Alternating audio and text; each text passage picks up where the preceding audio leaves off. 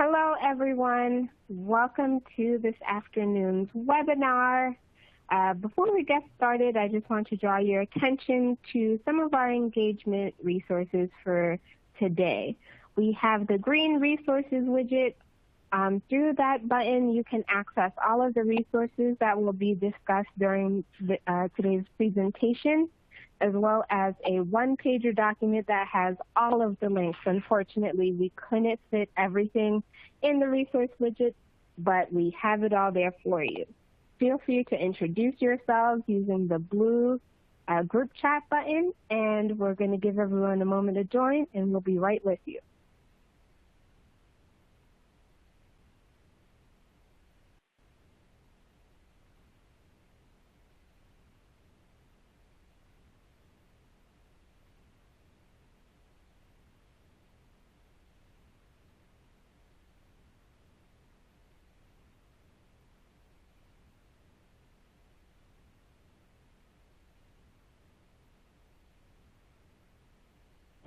Hello, everyone. Welcome to Supporting Students, Remote Observation, Just-in-Time Instruction, and Edcite's Realtime Connect.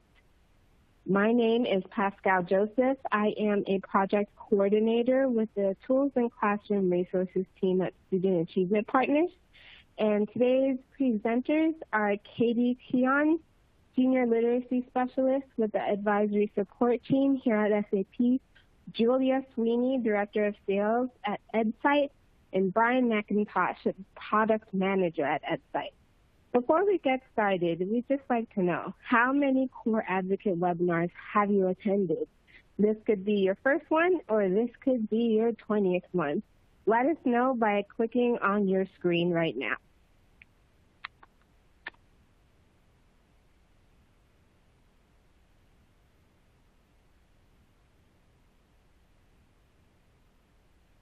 Wow, we have a lot of first-timers. Thank you for joining us today, and thank you for those of you who came back. Just a quick reminder, please join our network. We have a Core Advocate network that provides you with access to resources and collaboration with a countrywide network. If you have any questions about the Core Advocate Network, feel free to reach out to Jenny Beltramini. And you can also sign up to join our mailing list with the link below. Just a couple of ways that you can engage with us during the webinar. The purple button is the Q&A button. That is just questions for the presenters, or if you have any, if you require any technical assistance. The green button, again, is your resources widget. That is where you access all of the resources that will be discussed during today's presentation. The blue button is the group chat. Feel free to introduce yourselves to all of the other audience members. And we have also access to Twitter. And the yellow button is to access the certificate for today's participation. During today's webinar, feel free to tweet during or after using hashtag Core Advocates at Achieve the Core, at Edcite Team, at Casey Keon, and at Julia Sweeney. Just a reminder, after the webinar, you'll be able to access your certificate. There is a requirement, a minimum minutes requirement to access your certificate. Once you have met that requirement, then you will see a blue ribbon icon that you can click on. And we will also be sending you a short survey at the end of this month where you could be entered into a raffle for an Amazon gift certificate. The recording of this webinar will be available within one business day and accessible via your registration link as well as the Achieve the Core website. So getting on to today's webinar, the goals are to develop a shared understanding of the purpose of assessment as a tool for learning, consider some content-specific recommendations for assessment practices, and review the Edcite platform and how to support students from a distance. So without further ado, I'd like to introduce to you Katie. Hi, everyone. It's so nice to meet you all virtually, and I'm thrilled to get to spend a little time with you this afternoon talking about assessment this upcoming school year. So as Pascal said, my name is Katie Cowan. I'm a senior literacy specialist out of Illinois. And I want to spend a little bit of time today talking about how should we view assessment for the 2020-2021 school year.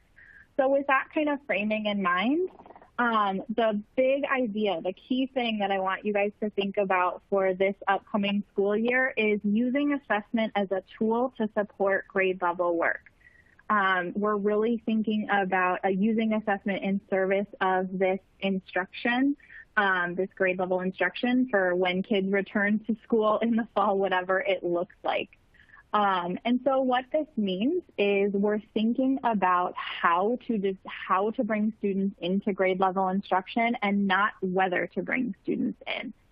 So how do we do that, right? How do we figure that out?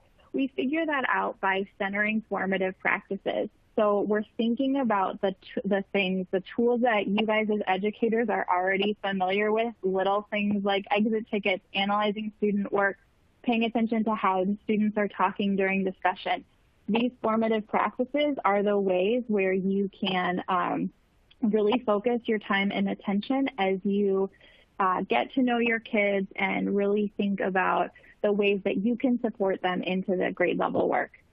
The last thing that we want to think about for this upcoming year is really targeted and subject-specific checks for grade level instructional purposes.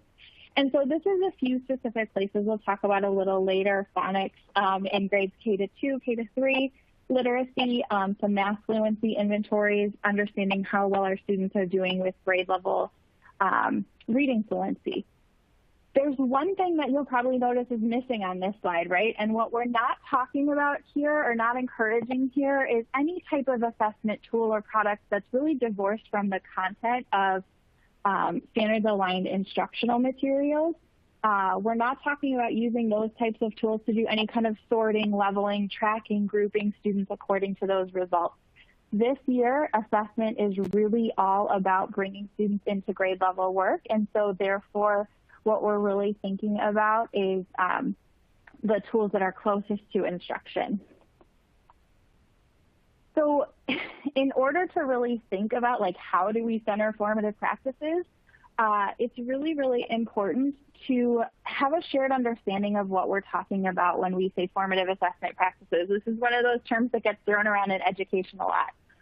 So on the slide that we have here is a definition of formative assessment practices that comes from the FAST-GAS, which is a group of state leaders and researchers and folks who are interested in thinking about centering assessment and how they think about assessment practices. So with that, there's a couple things to think about in this definition that are really important to pull out and think about for this year. The first one is this idea that it's this planned, ongoing process. Formative assessment is stuff that's happening day in and day out, whether you're in front of kids or helping them through a Zoom or through webinar features. Formative assessment is a place that we're spending a lot of time, and it's really naturally embedded into our instruction. The other big part of this definition that's so important is that it's all about adjusting our practice based on what we see, based on what students are giving us, right? So it's really, really important. I mean, this is important every year, but it's particularly important this year when instruction looks so different, to really think about the things that students are showing you and then use those things that students are showing you, use what you're seeing them do and how you're seeing them engage the work to adjust your instruction in order to move forward. So with that definition in mind, we've got a little do-don't table on the slide for you. And we're going to spend a lot of time in the last two rows on this table. But so before we go there, I want to give you just some quick tools or quick ideas to think about from the first two rows. So the first thing that we're thinking about here is immediately and consistently engaging students in learning new ideas, right? A lot of our kids were out of school at the end of the school year. We want to begin the year really affirming their identities as learners of grade level content. So we want to engage them in that new content and also build on the prior learning, right? Our kids are coming to us with lots of great stuff and lots of great knowledge. And so it's really important to start building on that. And not start, here's the other side of that column for those of you who are having a little trouble with this slide. We're not starting with placement testing. We're not starting with some sort of level testing to place students into content that is not on grade level. This is going to be really alienating for kids. And the other thing that it does when you start the year with placement tests is start to kind of confirm to students, oh, you're just a number on a page, you're just this score, when we know that our kids come to us with so much more than just a single score that is going to define their academic identities. So it's really important that we're not starting the year with some sort of testing that's really about sorting and grouping kids. The next row here talks about using assessments that are embedded in standards-aligned instructional materials. If you're in a place where you're lucky enough to have standards-aligned instructional materials, the tools are there for you, right? You can use those tools to support you in that way. And that's going to be much more useful than curriculum agnostic interim or some sort of district benchmarks that are kind of separate from the content that students are using. And again, we're really stepping away from using data from assessments to sort and track kids into groups that deny them access to that grade level content. And so, yes, I just saw a comment in the chat about getting to know your kids, and that's so important. That's very much part of the data you're looking for to really think about what your students are bringing and all the great things that they already know how to do, so that you can really use all of that information to support them into grade level work. I want to spend a little time talking about the last two rows of these tables because there's some places, like all conversations in education, where nuance really matters. So what we're talking about in this third row is use targeted checks for fluency and foundational skills to inform support. This is really getting at this idea that within literacy, within mathematics, there are a few specific places where you can keep an eye on students and keep track of their progress and get that information to kind of use formatively and change your practice right away. So in mathematics, what we're talking about here is, again, using those tools from standards-aligned instructional materials, strategically choosing a few problems to use to observe your students, observe your students do the mathematical work. If you have the opportunity to, use a Zoom one-on-one or get to talk to them about how they're doing the work, strategically choosing a few problems can really give you a better understanding of how well they're performing with the mathematics and where you might need to provide some additional support. And so that's that third bullet there about engaging in one-on-one check-ins, to listen to your kids talk about mathematics, to watch them. This last point is about pre-assessment. Not every unit requires pre-assessment, and so it's really important to think about the content that builds into the mathematics of the grade level work and use pre-assessment only when it's necessary. Just want to flag for you here, all of the guidance that we're talking about comes from the 2020-2021 Priority Instructional Content and ELA and Mathematics, ELA Literacy and Mathematics document. And we've got the specific page numbers here, so if you want to dig in a little bit more, that's linked as a resource in your Resources tab, and the specific page numbers can give you a little bit more of that content-specific framing. So what about in literacy? So there's a couple places where in literacy it does make some more sense to do a little bit more specific checking in on kids and with their progress. And so in K2, K3 a little bit this year, we're talking about frequently checking in on student progress with foundational skills using their program-specific tools. Understanding how well kids have mastered or learned the specific phonics patterns that you're teaching this week, using a tool like a really quick dictation allows you to understand what students have done with that particular sound spelling pattern for the week, and then allows you to change your groupings, right? Going back to that idea of formative practices and using the information to change what you do for the upcoming week based on the data that you gather about foundational skills. So that's a place where it makes sense to do some frequent check-ins and do some frequent kind of tracking of progress here. Then when we're talking about K-12, there's a couple other places where it makes sense to do a little bit of, again, content-specific assessment for literacy. So checking in every 6 weeks or so on student fluency with grade level text, kind of starting the year, listening to kids read, understanding how well they're reading, and then for students who demonstrate a need with fluency, so students who are not yet reading grade level text with fluency, giving them the opportunity to do additional fluency practice and then checking in with them again in about 6 weeks is a really great way to keep track of progress and understand how well students are reading with grade level text. And then the last place in literacy where there's some room for doing a little bit of assessing is doing some informal pre-assessment of knowledge that students bring to the topic under study. So this is like quick and informal. It's, it's tools that teachers are already familiar with. Write down everything you know about birds before you do a unit that has an anchor text about birds. You might find in high school that your 11th graders have never heard of the Dust Bowl, and you're about to do a unit on the grapes of wrath.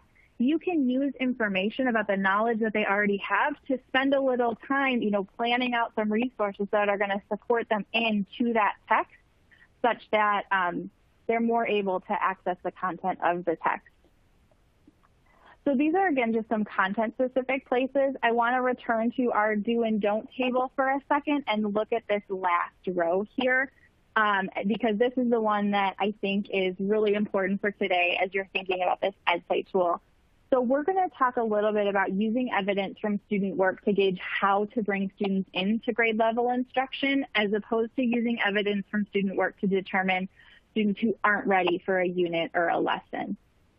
And so really what we mean by this is think about looking at student work as an opportunity to figure out what your kids already know, right? Our kids come to us with so much great knowledge and understanding. So this is a place to look at student writing and listen to how they respond to, questions or engage with conversations with their peers, looking at the work they do as they engage with a math problem. And as you look at how they engage in the work, this becomes a place where you can then think about, so what are they already bringing to this topic? And that's going to allow you to then build a bridge to the grade level work so that all kids get access to the grade level work. Think about, and one thing that we think about, we're not looking for evidence of mastery of a standard, right? We're not looking for evidence of they've, checked this off the list, right? Instead, we're thinking about the kinds of thinking that students are doing about the content and the additional pieces of knowledge you as the educator in the classroom can build on the assets kids already have in order to get all of the kids access to that grade level content. Now, we know that this year is going to be a year where kids come to us where they don't necessarily have all of the prerequisite knowledge and skills to access grade level work. This year is not unique in that. And there's not enough time today in a 1-hour webinar to really dig into all of the strategies that you as educators can use when you identify a student who has a need or a class who doesn't have all of the understanding that's necessary to get into that content.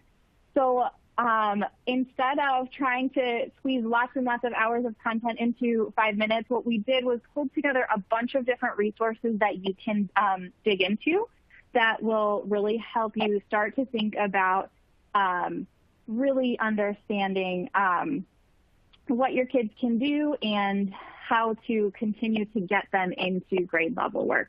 So as Pascal mentioned earlier, if you check out the resource tab, in mathematics, kind of a key point here that you'll see in both the priority instructional content, in the Coherence Map, and in several of the blog posts that we listened to, that we listed in the resource tab, is focusing on the major work that's connected to the content under study. And then the same thing is true in literacy, right? You want to support students where the need is. And so that might be a fluency need, that might be a background knowledge need. It could be a whole host of different things.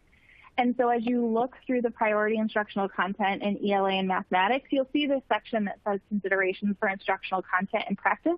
This can give you some ideas as to how to think about where you are providing your students with that additional support to get them into their grade level work. And then again, there's a list of several different blogs that you can check out as you think about getting all of your kiddos into grade level content. So with that as framing, I'd love to hear or see some things like what are some key takeaways that you're thinking about as you think about the frame you're going to use for assessing students this year?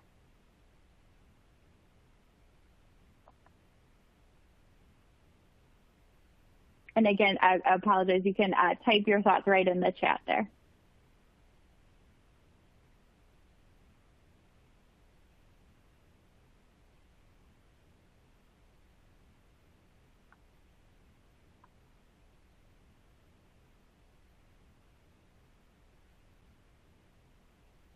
Love seeing some of these comments come in about building on what students' strengths they bring to us with. That's great. Also understanding that there may be state mandates that are giving tests that come in right away.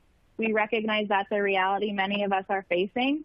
But maybe those mandates aren't the only data piece that you rely on, right? You're relying on the data that you get when you are engaging with your kiddos and getting to know them. Getting to understand all of their strengths is really important.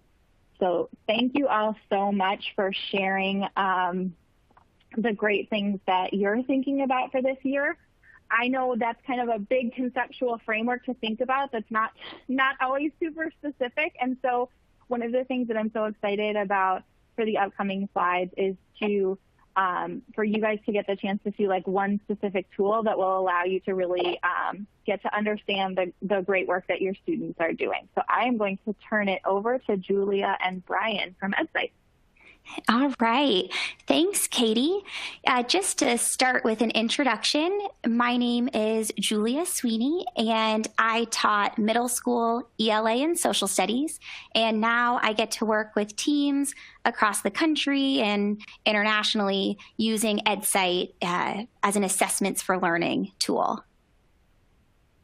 And my name is Brian Mcintosh. I'm a former high school math teacher, and I work as the product manager. So I work with our engineers on building a lot of these features. You will hear from me again at the end in the Q&A, and feel free to shoot questions into the Q&A about the product, and I'll try and answer those as we're going. And I'll try and highlight a few that might be relevant to everybody. Thanks. Perfect. So, just to start us with a frame for this next half of the session, we're going to really dive into how technology can help us support students in accessing that grade level material, just like Katie was just talking with us. So when we think about how you could use Edcite, we're thinking about meeting students where they are to support them in accessing grade level work. And when we're talking about meeting students where they are, we mean that academically, which we've always needed to do, and a lot more this year, literally. So making sure that we are literally able to connect with our students and support them, whether they are in the classroom, at home, or a hybrid of the both. So how exactly are we doing that? How are we meeting students where they are, supporting them with grade level work? Well, on Edcite, we're tackling this through what we call assessments for learning. And we bucket that into three different steps. So first, you design content that is supporting your students, meeting them where they're at, and continuing to push that learning. Then we're actually sending it to students and supporting them as they're working with the material. And then we're responding to what we're seeing. So just like Katie was saying, looking at what our students do know, what they're doing really well in, and then building on those assets, building on their existing skills and bringing them to where we really want them to be. And then the cycle continues. So what we want to do now in these slides is to dig into each of those phases or those steps and talk about how you can approach them while being grounded in the principles that we just went through. So let's first start with designing content. I loved that when Katie was starting the conversation about do's and don'ts, she talked about, do use high quality, standards aligned instructional materials.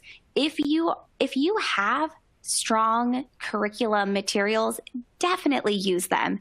And the exciting thing is that everyone on this call does have access to the Achieve the Core materials. So let's just use the mini assessments as an example, or the Coherence Map. There is a lot of instructional information, a lot of already created independent practice or mini assessments. There's a lot that we can use. So we'll talk about how to leverage what's already out there and standards aligned. If I'm designing content, being responsive to what my students are showing me, where they need a bit more support, I can build in targeted checks with question types that truly align with the skill I want them to demonstrate. So if I want to ask students about graphing quadratic functions, that I don't have to reduce that skill to a multiple choice question. I can actually have students graph the quadratic function. So making sure that we have question types and item types that allow our students to authentically show what they know. And then we want to design content that uses multimedia when necessary to provide additional supports around those foundational skills or the content knowledge to help with accessing some of our literacy practice. So let's go into each of these.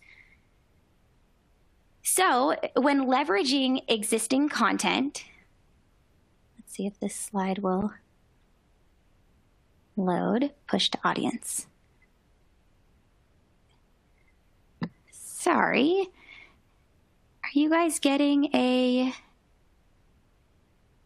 able to see the slides? I think some people are writing in the chat that they have some flash issues. We're gonna keep going. I see slide 28. I see 28 now that you're on 28, and I see a little video. Okay. Then I'm gonna just push to audience. Thank you. I'm gonna push 26, and I'm gonna use the small slides at the top. Okay. So, are you looking at the Coherence Map right now?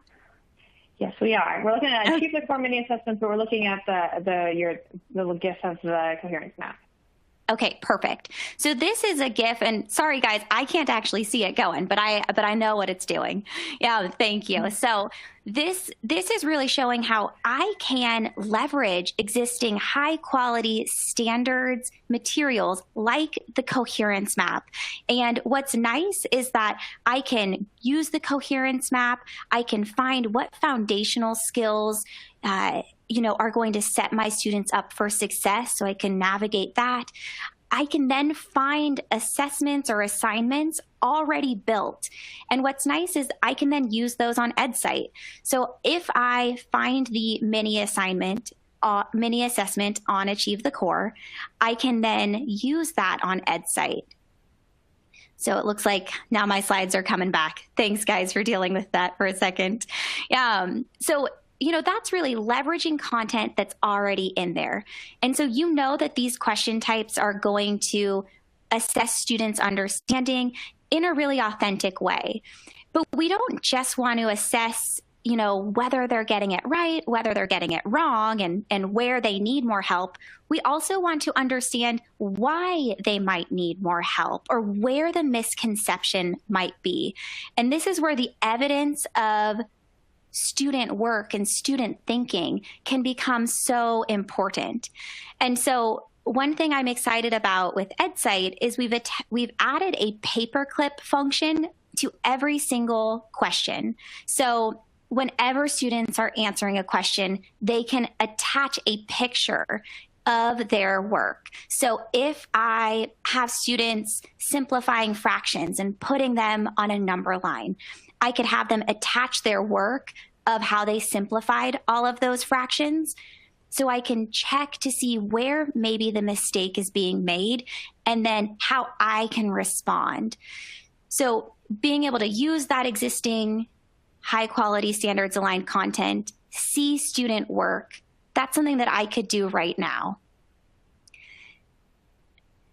I also can make sure that I'm using question types that really align with the skills that I'm teaching.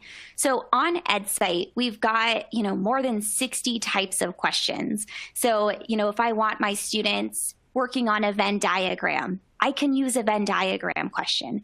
If I want my students drawing or labeling, I can do that on Edcite. Just to go through a couple slides to kind of show the range.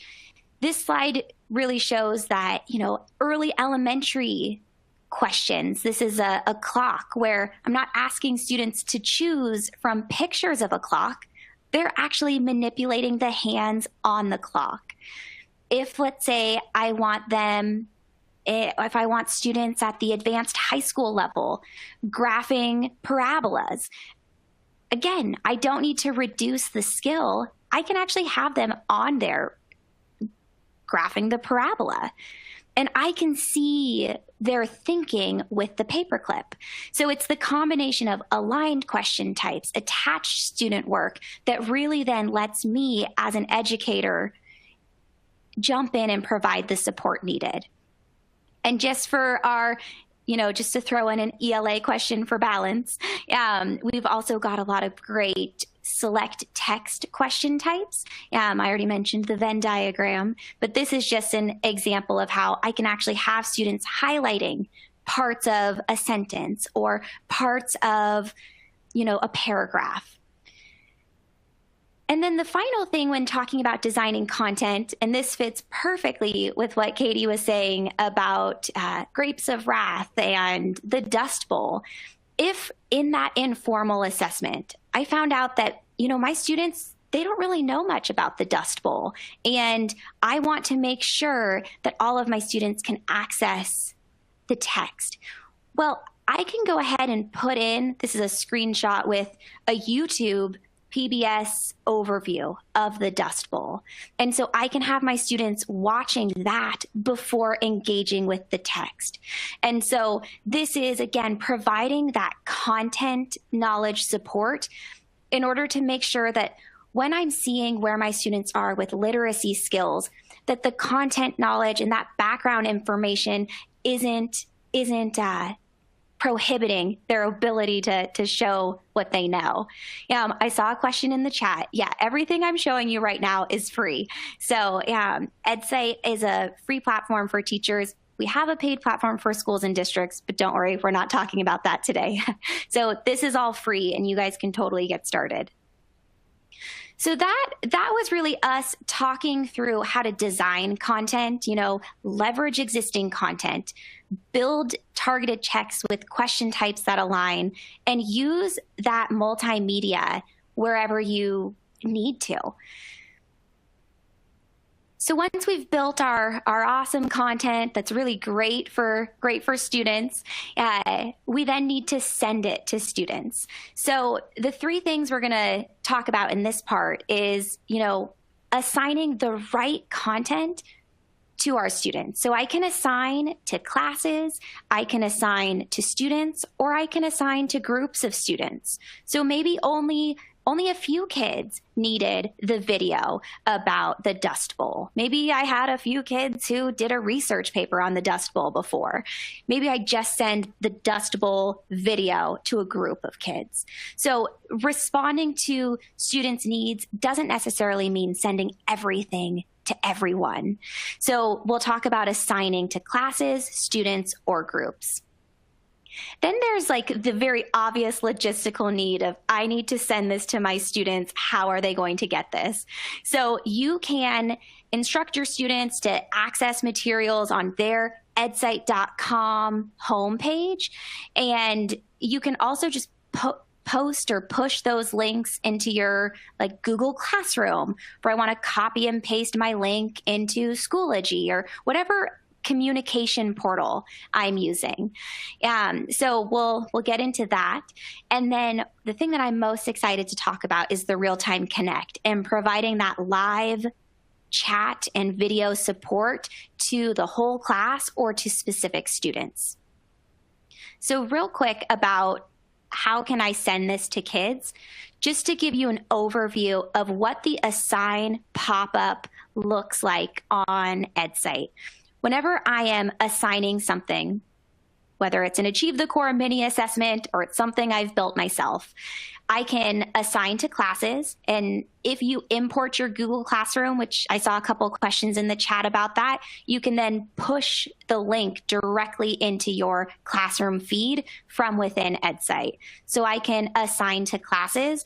If I use the Assign to Students tab, I can select specific kids, or if I assign to groups, I can send it to specific remediation groups or intervention groups that I've set up. Let's see. And when my students actually log in to edcite.com, it's a really simple student interface, and that is done very intentionally. So they log in and the list of assignments are right on their homepage. They simply click on that square, that green assignment name, and it's going to open that assignment. And then they go in, they complete it. And I saw a good question in the chat. When they're done, I can then push those scores back into Google Classroom for those who are asking. But it's easy for students to access it. And then this is where we get to dig into my favorite new thing, which is Realtime Connect. So if I choose to turn on Realtime Connect, so it's a setting that you can turn on the assignment. And again, this is part of the free platform, so you all can use this. So I can turn it on, so then when my students open the assignment and start working on it, I can see everybody. I can see all of my students. I can talk to all of my students. I can send messages. I can send them whole class or to specific kids. And while I can see everyone, my students, they only see me. And so, you know, if I want to just have independent practice, there is value in just not having students see each other and working on whatever questions I've put together for them. It's all in the same page. So you can see on this slide, I've got the teacher in the top left. I'm the student in the top right, and I've got my questions that I'm answering right there, all in the same window. So I don't have to toggle between tabs. I don't have to ignore my classmates. I don't have to worry about sending chats and other people reading them. It's a private space for the student to work, but still receive support from the teacher. And what I really like in terms of being able to provide the supports for kids to be able to access grade level content, right? Like that's what we're talking about, is that I can have private discussions with any of my students. So if I click on the little call button underneath a student's little square, it's going to pop them up as a big little picture. And it's going to automatically pause and mute me for the rest of the students. So I can provide that direct support. So if I notice that Rocky is really struggling with questions 1 through 5, and I want to give him a call just like I would in the classroom. Like think about in the classroom, we're up in front of everyone, we're framing some independent practice or a formative assessment. As students start working, I'm walking around the room. I might kneel down next to someone's desk and have a private conversation that I don't want everyone else listening to. And so that's what this is really meant to replicate. And so if I then close out of the box, I'm back with the rest of my students. So the next slide, I'm actually going to have us watch, and I'll just kind of explain it as it's going, what a student sees when they open their assignment and see all of this happening. So let's see if this starts playing. Okay, so while the student, when they click to open their assignment, they'll give permission for the camera and audio. They go in, they answer the questions. They can pop down and send questions to their teacher. They're still hearing their teacher no matter what. And they can flag the teacher for, that direct support. Hey, I need more individual attention here. And then I'm done with that. I'm back answering my questions. Okay. And then if I run into another, oh, actually, is this right? Scroll back up, reread my directions. Nope. Ask my teacher. And then my teacher can send me that answer again. I'm like, okay, I'm ready. I'm going to keep going. So then you can continue working through the assessment. So this is really to just show you all sides of the Realtime Connect. Yeah, I want to, let's go to this next slide, just show you that if I were looking at a video version from the teacher view, I can see, like you saw in the picture, I can see all of the different,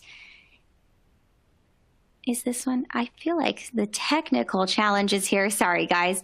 Hopefully that one's appearing. You'll all let me know in the chat. While I'm checking on that. Yes, this is part of the free package. And so I assume you can see the slide. I can see all of my students working, and I've got icons underneath there, so I can call my students, I can send those chats, and I can do all of that. So let's go on to this slide. Let's see if this works. Okay, there we go. I think we're all on 43. Thanks. Okay, so we've talked about sending to students, sending the right content, sending it logistically, and using Realtime Connect. I do think Realtime Connect bridges the phases of send to students and respond to data. So let's go right into that responding to data, and how you can use Realtime Connect to really push your response and make sure that you're supporting students based on what they're showing you. Then we're going to talk about reviewing that scratch work and student thinking, and some of the summary reports to understand where students need more support. All right. So in my Realtime Connect, I'll see in the top corner of every student's little box, I'm going to see what question number they're actively working on. And if I click on that, I can actually pull up any of their answers as they're working, just to get some insights. It's almost like jumping into their Edcite screen to see what's going on. So I click on that little question number, I pick which question I want to view, and then I can dive into that. At the same time, if I don't want to look at such a granular level, the live progress is going to show me in real time what questions my students are on, whether they're getting them correct or incorrect, and it's going to give me a bit of a higher level view, so I can view lots of students at once. So I know that, okay, if everyone has red circles, I don't just need to pull one student at a time. I need to reteach the whole class. So that's that moment where I pause everybody and let's review simplifying. So the live progress, the Realtime Connect, those are things that are really going to help you respond to student needs as they are working. And then when talking about going and looking at that student work,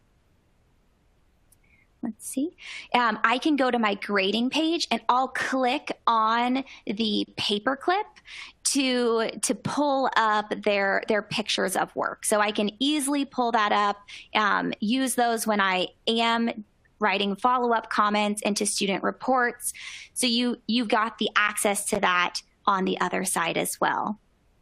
And then just to finalize with the summary report, once students have submitted, once I've gone through, done any grading or went through their written work, I can look at their just how they did by question, by standard, and not in a way to reduce students to their score on that standard and make decisions about whether or not they're going to get the next assignment.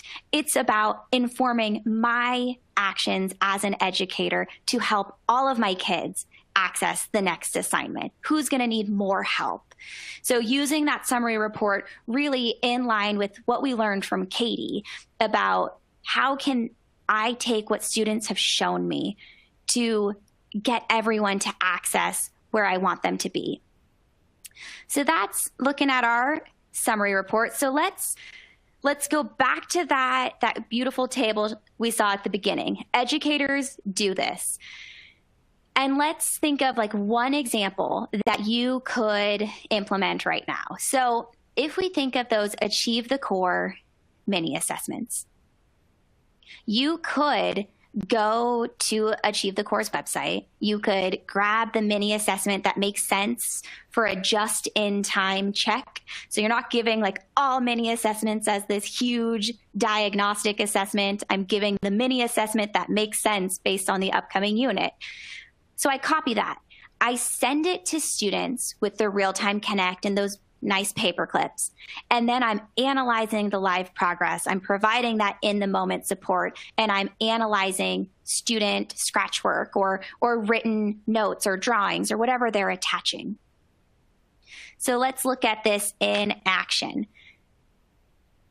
And we're going to go through these pretty quickly because I want to make sure we've got plenty of time for questions. But this one is just going to walk through when you go to Achieve the Core and you find a mini assessment, you can click log in or sign up for free. And when you fill in your information, it's going to bring that assessment directly into your Edcite account. And you'll notice there's just a nice, easy to click assign button. So once you import your Google Classroom or once you create your class with a file, you can then push it out to your students. So we've got content you can use right now. Let's see if this image is going to work for us. I don't think it is. So if there was an image here, it would just be talking about how when I click that assign button, that nice green button we saw before, it gives me that pop-up to assign to classes, assign to students, or assign to groups. And I can go into my assignment settings. I feel like the big question after tonight's webinar will be, how do I turn on the Realtime Connect? So if you take one thing away from this, just know you turn on Realtime Connect in your assignment settings.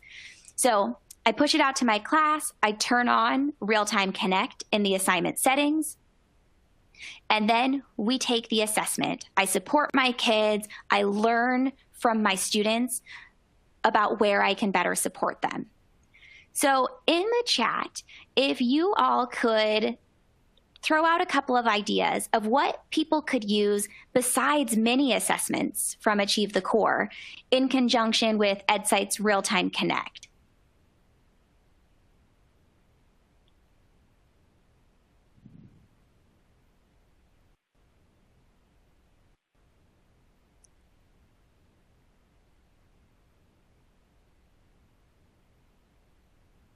Let's see, people are probably typing, but I definitely want to see those, and I think other people will like to see the content in the group chat. Essay pre-writing, absolutely. Exit tickets, immediate feedback, yes. Okay, so keep throwing out ideas so then other people can use those. Let's talk about another example.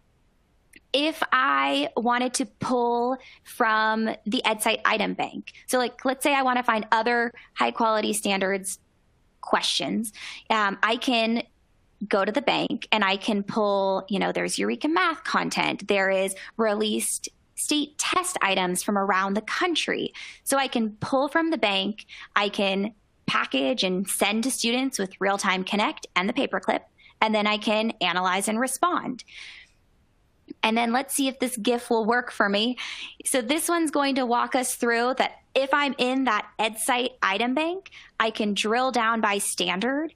I can filter the list of questions appearing for me to just be state released items. So if I want to know, hey, I just want the ones released by the government, I want to use those questions that I know are aligned to the standard, I can filter, then preview those questions, select the ones that I want, build an assignment with them, and then push it out to my students.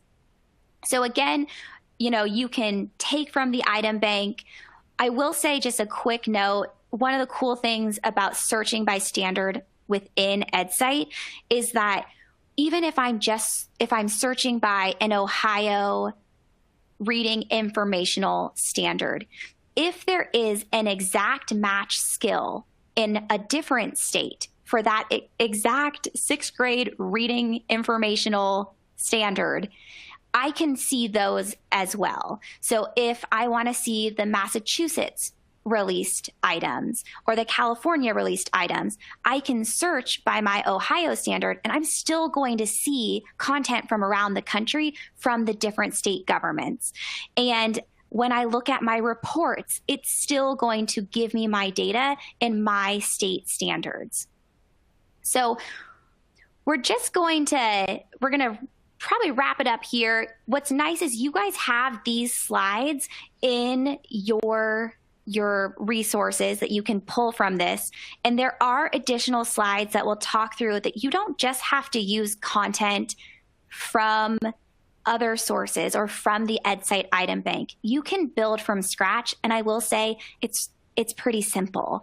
So it's like, we want you to have the really beautiful creation tools that all these lovely publisher companies have, but the power to make that question the way you want it. So you can definitely go through these slides to see, the basics. You can see how to import your Google Classroom, see some additional information about, questions or the individual items, assignments. We use the word interchangeably with assessment, collections. They're kind of like units of assignments. We'll just kind of skip through to the questions. You create your questions, you package them as an assignment, and then you send them to students. You can create a whole bunch of different question types that we can totally chat about if you schedule office hours with us for a different time. We're going to use a consistent question editor. So whether you are making a multiple choice or a Venn diagram, you'll see a lot of consistency in the creation tools.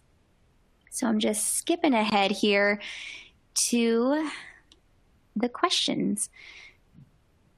Okay, so the key takeaways here, lots of content available, or you can build your own. You can turn on that Realtime Connect to provide live support to students as they're working, and you can analyze attached student work and the data of what students are telling you about their understanding. And if you would like to learn more, please reach out to support@edcite.com, or you can sign up for office hours. We've got a bit.ly link, bit.ly/Edcite office hours. So I know we've only got 7 minutes left. Sorry, other presenters. Let's save some time for questions. Great. Thank you so much, Julia. Oh, sorry about that, Brian. I really quick before, I know there are a lot of Edcite specific questions But I just wanted I have a question here for Katie. What about diagnostic assessment that shows where student weaknesses are?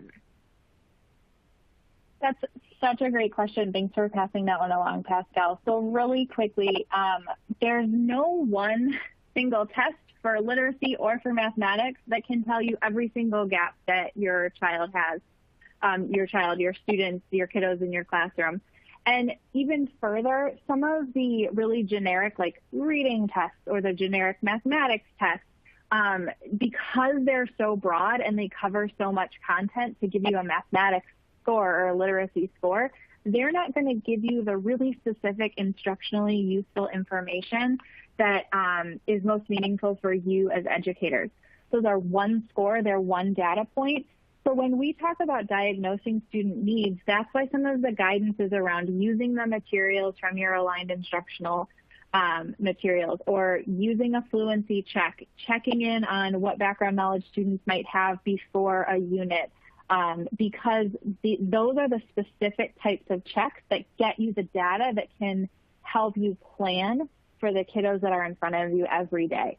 So when you think about diagnostics, try to spend your time thinking about like what it is, the content that you really want them to be getting at a specific level, as opposed to kind of the broad 3,000 foot perspective that many of the generic separate from the content that you're teaching tests tend to give. Thank you, Katie. And I'll pass things to you now, Brian. Thank you. So we got a lot of really great questions. And I think one high level one that just came through so many times that I feel like it's good to mention something about it. Edcite is a free tool for teachers. And as former teachers, Julie and I really believe that that's very important to us. So we also have a school and district platform, but all the stuff that we've seen here today is free for you to use with your students. So and it will always be free. So it's not going away, guys. Absolutely. So one really cool question that we got we can start with is, can content on Edcite be secure from Wiley students? So thinking about the security features that we allow, we have the ability to do a focus tracker. So you may have seen in the Realtime Connect, certain windows were red, and that's when a student is leaving the tab that they're on to go open another tab in their computer. So we also have a setting where you can actually track how much time students move away from that tab. That can be enabled with the Realtime Connect.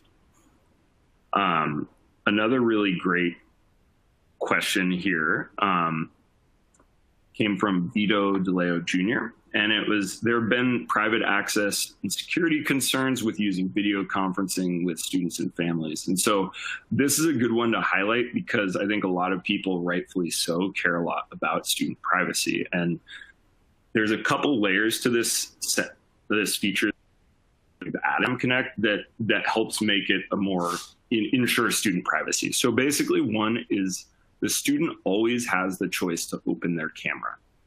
We are never going to launch a video call. We won't do the Zoom call where you show up with your camera already on. The student must opt in to turning on their camera. And the second piece that's really, really important to us about this is that we are not recording this. So this is a live video call.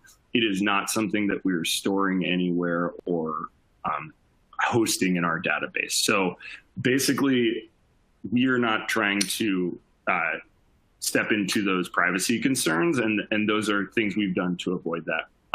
We also have a privacy policy that you can Google online. The last question that I wanted to mention here is kind of a statement from someone. So Sean Doyle is saying, that's great. So I can take my own curriculum task and load that onto the free platform. And the answer is absolutely. So all of those question types that Julia was creating, you can create those on Edcite and send those to kids, and that is totally free of charge, and you can use the Realtime Connect along with that. Let's see, we still have a minute, so I'll try and throw in one more great question here.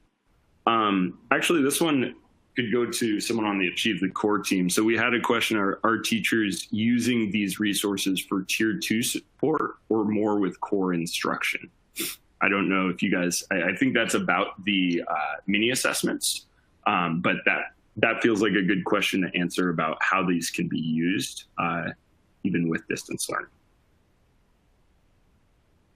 Yeah, that's a great question. So I'm not exactly sure what resources. So the priority instructional content document is the first resource that we linked. That is around your in your tier 1, your kind of whole class instruction. It really gives you an area to focus your time and attention. That said, like all of the blog posts that we link also give you lots of suggestions and ideas for both your tier 1 instruction and some of your tier 2 support.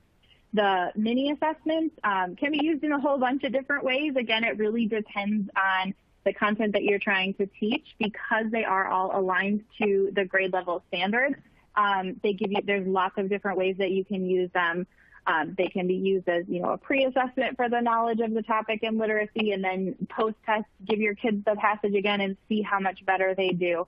There's tons of different ways. So that's a broad answer to say, kind of both and. It really depends on what you're trying to get at there.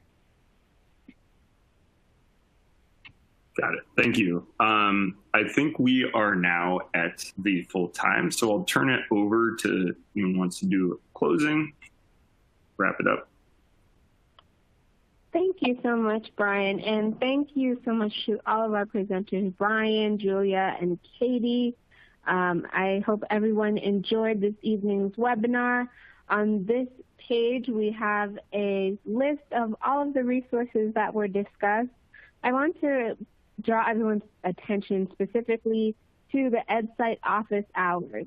Please make sure that you use this bit.ly link. If you have any questions for Julia or Brian or anyone on the Edcite team, please look at the bit.ly and sign up for the office hours.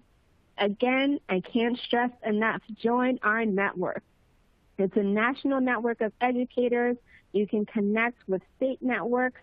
You can be kept up to date on free resources, upcoming SAP webinars, professional learning opportunities, job postings, and so much more. You can even be part of creating new tools and resources in partnership with SAP.